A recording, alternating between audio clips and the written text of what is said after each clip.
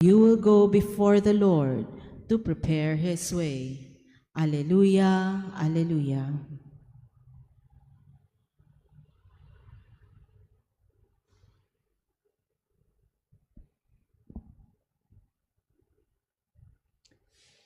The Lord be with you. And with your spirit. A reading from the Holy Gospel according to Saint Luke.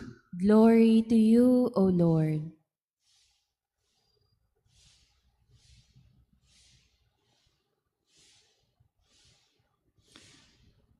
When the time arrived for Elizabeth to have her child, she gave birth to a son.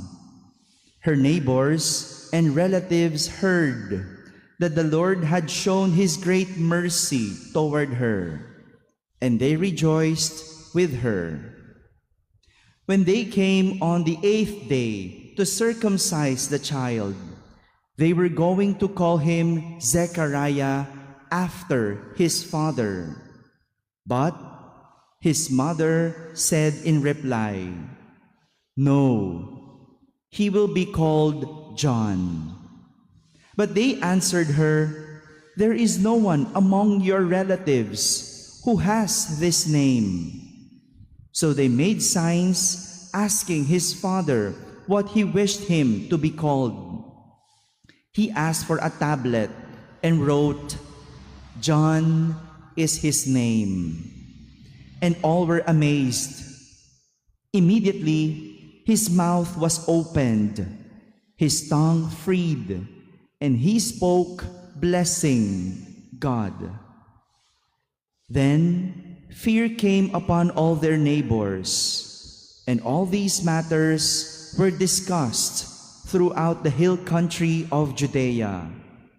All who heard these things took them to heart, saying, "What then will this child be?" For surely the hand of the Lord was with him. The child grew and became strong in spirit, and he was in the desert until the day of his manifestation to Israel. My friends, the Gospel of the Lord. Praise to you, Lord Jesus Christ. Good morning, my dear brothers and sisters. Good morning, Father. Happy holiday po. Holiday po sa Manila ngayon, no, araw ng Maynila. Kaya siguro wala masyadong tao sa paligid ng ermita. Anyhow, we celebrate the feast day of Saint John the Baptist.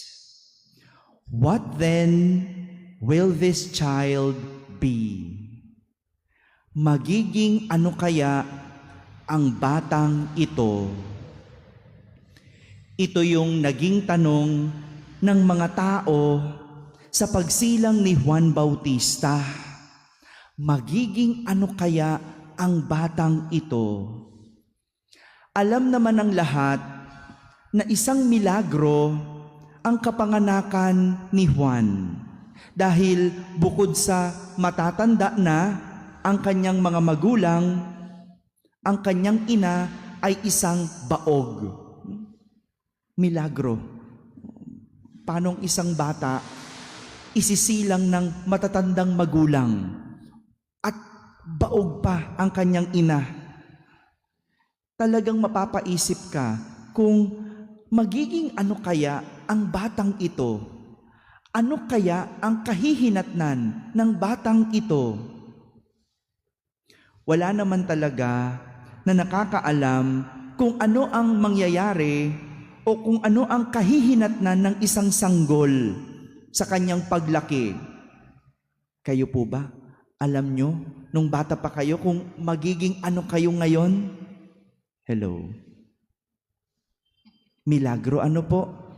Mapapasabi ka na lang talaga, milagro. Kung ano ka man ngayon, milagro. Kaya walang makakapagsabi kung ano ang magiging kinabukasan ng isang bata. Pero isa lang ang pinapakita ng kapanganakan ni Juan.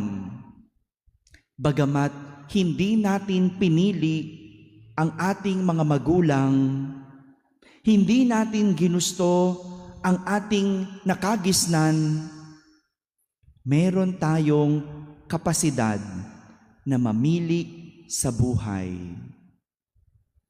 We all have a choice in life. May iba sa atin, marahil, sinusumpa ang klase ng kanyang buhay. Mahirap, magulo, hiwalay ang magulang, pabayang ama, pariwarang kapatid, ulila o pinaampon, at kung ano-ano pang malulungkot na kwento ng ating buhay. Totoo, hindi natin pinili ang mga ito. At siguro, kung makakapamili lang tayo, walang pipili sa mahirap at magulo. Pero kahit ganito ang sitwasyon mo, meron kang kapasidad na mamili sa buhay. Hindi mo kasalanan na naghiwalay ang iyong magulang, pero pwede kang hindi magrebelde.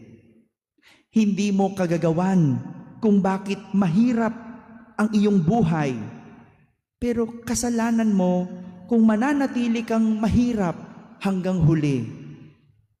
Wala kang kinalaman sa kapabayaan ng iyong ama, pero kapabayaan mo kung wala kang mararating sa buhay. Hindi mo pinili ang iyong kapatid, pero pwede mong piliin kung anong klaseng buhay ang nais mo. Si Juan Bautista, isinilang na matatanda na ang kanyang mga magulang, pero hindi ito naging hadlang para hindi siya mabuhay ng matuwid at maayos. Hindi man mayaman, ordinaryo man, pero ginawa niyang ekstraordinaryo ang kanyang buhay sa pagpili sa Diyos, sa pagsunod sa Diyos, at hindi naging hadlang ang kasalatan sa buhay, kundi ginamit niya ito para makapamuhay ng banal. Yung iba sa atin, pag mahirap, katwiran yan para hindi maging maganda ang buhay. Si Juan, piniling maging mahirap, piniling maging payak ang buhay para makapamuhay ng mabuti at banal. Mga kapatid, wala man tayong kinalaman sa mga bagay na nandyan na bago pa tayo isilang, pero meron tayong kakayanan na baguhin ang ating kinabukasan. Kaya walang magagawa ang pagmumukmok. Walang mangyayari kung patuloy kang maninisi, at walang maitutulong kung maiiwan ka sa galit dahil sa klase ng buhay mo ngayon.